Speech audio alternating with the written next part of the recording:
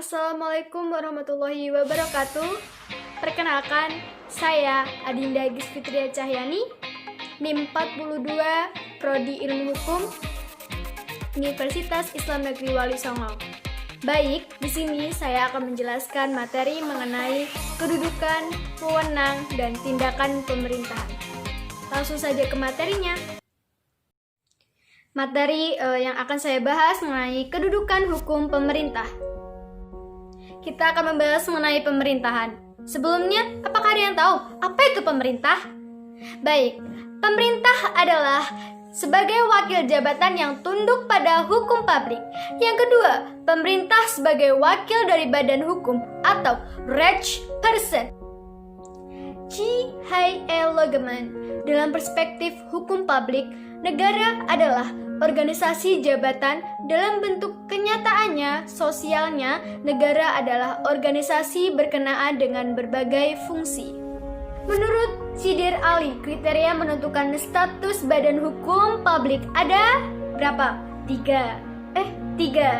Yang pertama, pendirinya didirikan oleh penguasa dengan undang-undang. Yang kedua, lingkungan kerja melaksanakan perbuatan-perbuatan publik.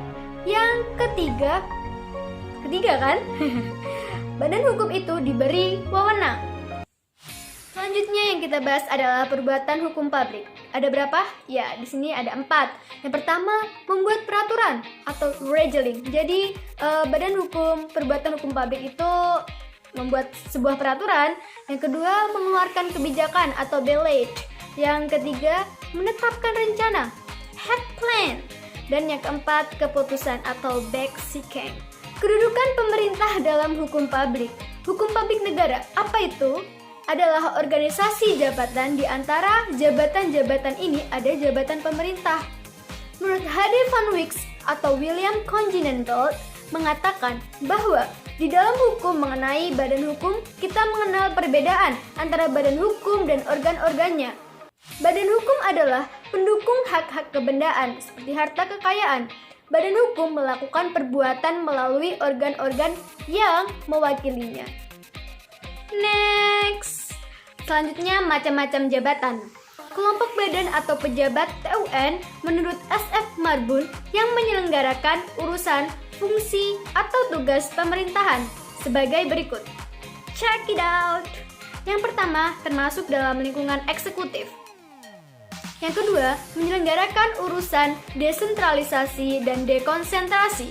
Yang ketiga, pihak ketiga atau koperasi, yayasan, bank yang didirikan dan diawasi pemerintah.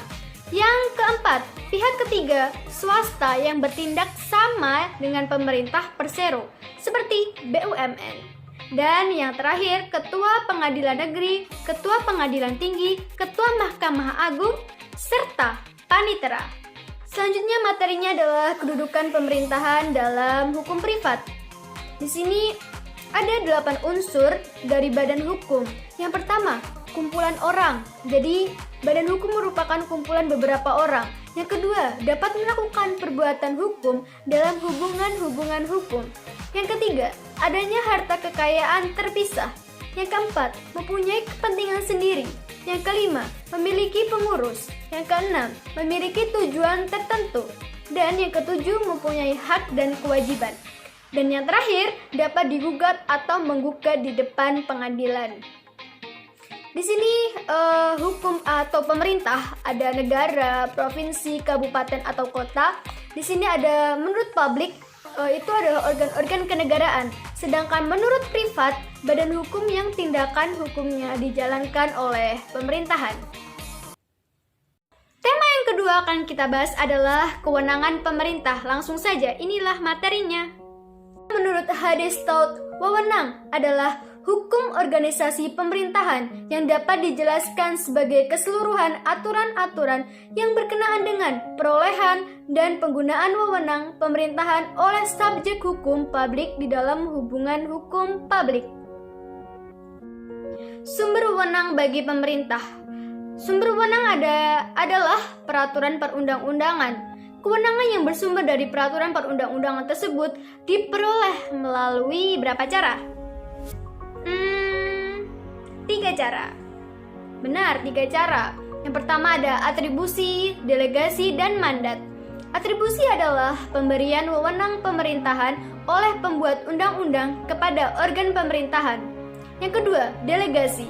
Delegasi adalah pelimpahan wewenang pemerintahan dari satu organ kepada organ pemerintahan lainnya. Yang terakhir, mandat.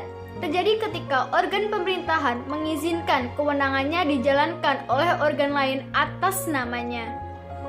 Perbedaan antara delegasi dan mandat. Yang pertama, delegasi, pelimpahan wewenang, sedangkan mandat, perintah untuk melaksanakan. Yang kedua, delegasi, kewenangan tidak dapat dijalankan secara insidental oleh organ yang memiliki kewenangan asli, sedangkan mandat, kewenangan dapat sewaktu-waktu dilakukan oleh mandat. Yang ketiga, terjadi peralihan tanggung jawab, sedangkan mandat tidak terjadi peralihan tanggung jawab. Yang keempat, harus berdasarkan undang-undang. Delegasi harus berdasarkan undang-undang, sedangkan mandat tidak harus berdasarkan undang-undang. Yang kelima, delegasi harus tertulis, sedangkan mandat tidak harus tertulis. Ingin tahu materi yang terakhir? Ya, materi yang terakhir adalah tindakan pemerintahan. Langsung saja. Pengertian tindakan pemerintah.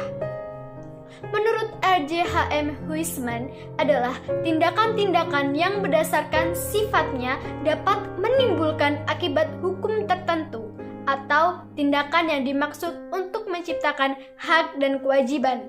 Yang kedua, H.J. Romegin adalah tiap-tiap tindakan atau perbuatan dari suatu alat administrasi negara yang mencakup juga perbuatan atau hal-hal yang berada di luar lapangan hukum tata pemerintahan seperti keamanan, peradilan, dan lain-lain dengan maksud menimbulkan akibat-akibat hukum dalam bidang hukum administrasi. Unsur-unsur tindakan pemerintahan. Di sini ada 4. Perbuatan itu dilakukan oleh aparat pemerintahan dalam kedudukannya sebagai penguasa maupun sebagai alat perlengkapan pemerintahan dengan prakarsa dan tanggung jawab sendiri. Yang kedua, perbuatan tersebut dilakukan dalam rangka untuk menjalankan fungsi pemerintahan. Yang ketiga, perbuatan tersebut dimaksudkan sebagai sarana untuk menimbulkan akibat hukum di bidang hukum administrasi negara. Dan yang keempat, perbuatan yang bersangkutan dilakukan dalam rangka pemeliharaan kepentingan negara dan juga kepentingan rakyat. Macam-macam perbuatan pemerintahan. Ada 2, antara hukum publik dan hukum privat. Dengan hukum publik di sini ada 2. Yang pertama, perbuatan hukum publik bersegi 1. Yang kedua, perbuatan hukum publik bersegi 2. Apa sih yang dimaksud ini? Perbuatan hukum publik bersegi 1 merupakan kehendak satu pihak saja, yaitu pemerintah. Sedangkan perbuatan hukum publik bersegi 2 merupakan adanya perjanjian menurut hukum publik, artinya ada kehendak dari kedua pihak, baik pemerintah maupun pihak yang lainnya. Macam-macam perbuatan pemerintah, perbuatan hukum privat ya, yang tadi sudah ada publik, sekarang privat. Di sini pendapat yang menyatakan administrasi negara dalam menjalankan tugas pemerintahan tidak dapat menggunakan privat. Ini dikemukakan oleh Scotland. Yang kedua, pendapat yang menyatakan bahwa administrasi negara dalam menjalankan tugas ada beberapa hal yang dapat juga menggunakan hukum privat. Karakteristik tindakan hukum pemerintahan. Di sini ada 4 karakteristik. Yang pertama, asas legalitas. Hukum pemerintahan mesti memiliki asas legalitas. Yang kedua, berdasarkan peraturan perundang-undangan yang ada. Dan yang ketiga, perbuatan hukum publik bersifat sepihak. Dan yang terakhir, kewenangan diberikan organ pemerintahan tertentu. Kapan sih disebut sebagai akibat hukum? Di sini ada 3 yang akan dipaparkan, yaitu jika menimbulkan beberapa perubahan hak, kewajiban, atau kewenangan yang ada. Selanjutnya, bila mana menimbulkan perubahan kedudukan hukumnya bagi seseorang atau objek yang ada. Dan yang terakhir adalah bila mana terdapat hak-hak, kewajiban, kewenangan, ataupun status tertentu yang sudah ditetapkan.